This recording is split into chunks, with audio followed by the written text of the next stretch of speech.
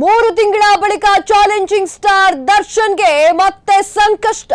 ರೇಣುಕಾಸ್ವಾಮಿ ಕೊಲೆ ಕೇಸ್ನಲ್ಲಿ ಜೈಲ ಅಥವಾ ಬೇಲ?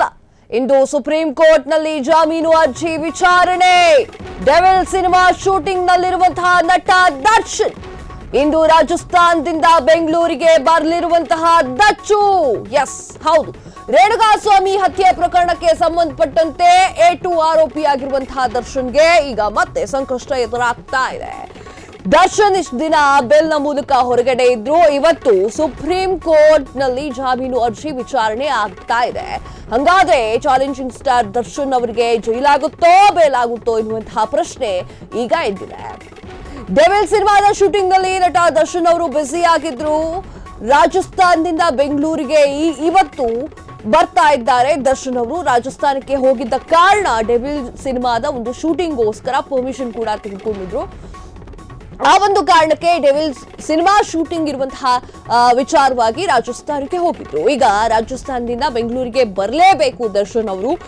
ಎಲ್ಲವನ್ನೂ ಕೂಡ ದರ್ಶನ್ ಸಹಜವಾಗಿ ತೆಗೆದುಕೊಂಡಿದ್ರು. ಅಂತಂದ್ರೆ ಡೆವಿಲ್ ಸಿನಿಮಾದ ಶೂಟಿಂಗ್ ನಲ್ಲಿ ತಮ್ಮನ್ನ ತಾವು ಬ್ಯುಸಿಯಾಗಿ ಇಟ್ಟುಕೊಳ್ತಾ ಇದ್ರು. ಹಾಗೆ ತಮಗೆ ಏನು ವರ್ಕ್ ಇದೆಯೋ ಆ ಕೆಲಸಗಳನ್ನ ದಿನನಿತ್ಯ ಮಾಡ್ತಾ ಇದ್ರು. ಆದ್ರೆ ಈಗ ದರ್ಶನ್ ಅವರಿಗೆ ಜೈಲ ಅಥವಾ ಬೇಲ ಎನ್ನುವಂತಹ ಪ್ರಶ್ನೆ ಎದ್ದಿದೆ. ನಟ ದರ್ಶನ್ಗೆ ಸುಪ್ರೀಂ ಕೋರ್ಟ್ ನಲ್ಲಿ ಸಿಗುತ್ತಾ ಜಾಮೀನು ರದ್ದಾದ್ರೆ ಡಿವೋರ್ಸ್ಗೆ ಸೆರೆವಾಸ ಫಿಕ್ಸಾ? ದರ್ಶನ್ ಪರ ವಕೀಲ ಕಪಿಲ್ ವಾದ ಸಾಧ್ಯತೆ. ಸರ್ಕಾರದ ಪರ ಅನಿಲ್ ಕುಮಾರ್ ನಿಶಾನಿ ವಾದ ಮಂಡನೆ. 2024ರ ಡಿಸೆಂಬರ್ 13ರಂದು ದರ್ಶನ್ಗೆ ಬೇಲ್ ಸಿಕ್ಕಿತ್ತು. ಎಸ್, ಹೌದು, ದರ್ಶನ್ಗೆ 2024 ಡಿಸೆಂಬರ್ 13ರಂದು ದರ್ಶನ್ಗೆ ಬೇಲ್ ಸಿಕ್ಕಿತ್ತು. ಈ ಒಂದು ಕಾರಣಕ್ಕಾಗಿ ಈಗ ಆ ಒಂದು ಅರ್ಜಿಯ ಬೇಲ್ನ ವಿಚಾರಣೆ ಆಗ್ತಾ ಇದೆ. ಇವತ್ತು ಸುಪ್ರೀಂ ಕೋರ್ಟ್ಗೆ ಎಲ್ಲಿದ್ರೂ ದರ್ಶನ್ ಬರಲೇಬೇಕು. ಮತ್ತೆ ದರ್ಶನ್ಗೆ ಬೇಲ್ ಸಿಗುತ್ತಾ ಅಥವಾ ಜೈಲು ಫಿಕ್ಸಾ ಎನ್ನುವಂಥದ್ದು ಇವತ್ತು ನಿರ್ಧಾರ ಆಗುತ್ತೆ. ದರ್ಶನ್ ಪರ ವಕೀಲರು ಆಗಿರುವಂತಹ ಕಪಿಲ್ ವಾದ ಮಾಡ್ತಾ ಇದ್ದಾರೆ. ವಾದ ಮಾಡುವ ಸಾಧ್ಯತೆ ಇದೆ. ಜಾಮೀನು ರದ್ದಾದ್ರೆ ಡಿವೋರ್ಸ್ಗೆ ಸೆರೆವಾಸ ಫಿಕ್ಸ್. ಮತ್ತೆ ಅವರು ಹೊರಗಡೆ ಬರೋ ಹಾಗಿಲ್ಲ. ಡೆವಿಲ್ ಸಿನಿಮಾ ಅರ್ಧಕ್ಕೆ ನಿಂತು ಹೋದಂಗಾಗುತ್ತೆ. ಸರ್ಕಾರದ ಪರ ಅನಿಲ್ ಕುಮಾರ್ ನಿಶಾನಿ ವಾದವನ್ನ ಮಂಡನೆ ಮಾಡ್ತಾ ಇದ್ದಾರೆ.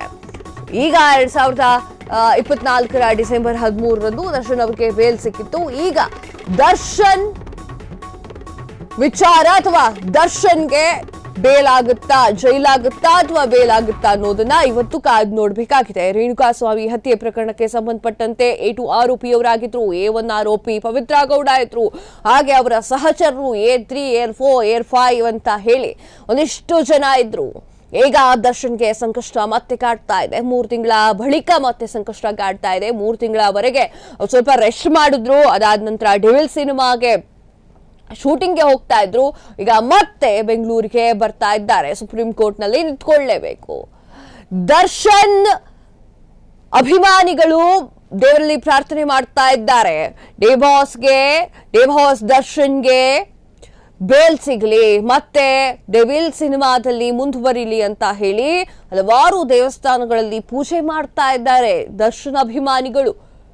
ಎಸ್, ದರ್ಶನ್ ಪರ ವಕೀಲರಾಗಿರುವಂತಹ ಕಪಿಲ್ ಯಾವ ತರ ವಾದ ಮಾಡ್ತಾರೆ ಎನ್ನುವುದನ್ನ ಕಾದು ನೋಡಬೇಕಾಗಿದೆ.